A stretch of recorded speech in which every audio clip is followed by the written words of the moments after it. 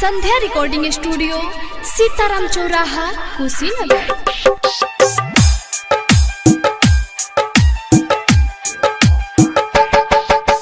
DJ Kanchan Raj.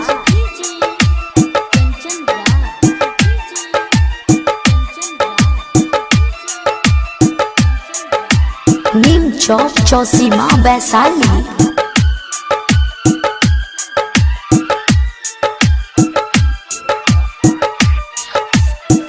कहा बताई हाल दिल के याद आवे पहिल की के। कहा बताई हाल दिल के याद आवे पहिल की के। रोहबाता दिलवा मैं जब होला फिलवा। रोहबाता दिलवा मैं जब होला फिलवा। दूर भइनी हम मिलके याद आवे पहिल की के। कहा बताई हाल दिल के याद आवे पहिल के। Music director DJ Kanchan Raj, Hajipur Vaishali. संध्या रिकॉर्डिंग स्टूडियो सीताराम चौराहा कुशीनगर।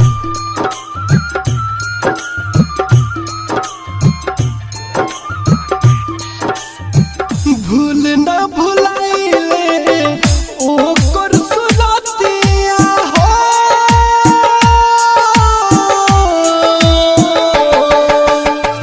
भूल ना भुलाइले ओकर सुरतिया। बड़ी याद आवे ओकर मीठी मीठी बतिया। गइल मुरझाई प्यार, गइल मुरझाई प्यार। फूल या सखील के। कहा बताई हाल दिल के याद आवे पहिल की के। रोहबाता दिलवा मैं जब होला फिलवा।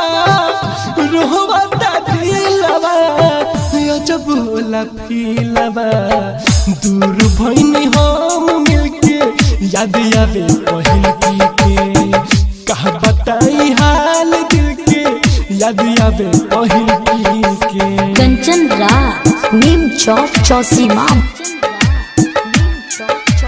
वैशाली।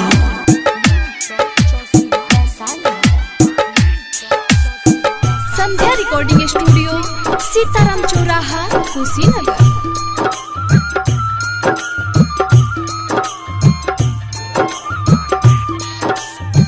दिलवा में बसल बिया दिल से ना कोइल हो।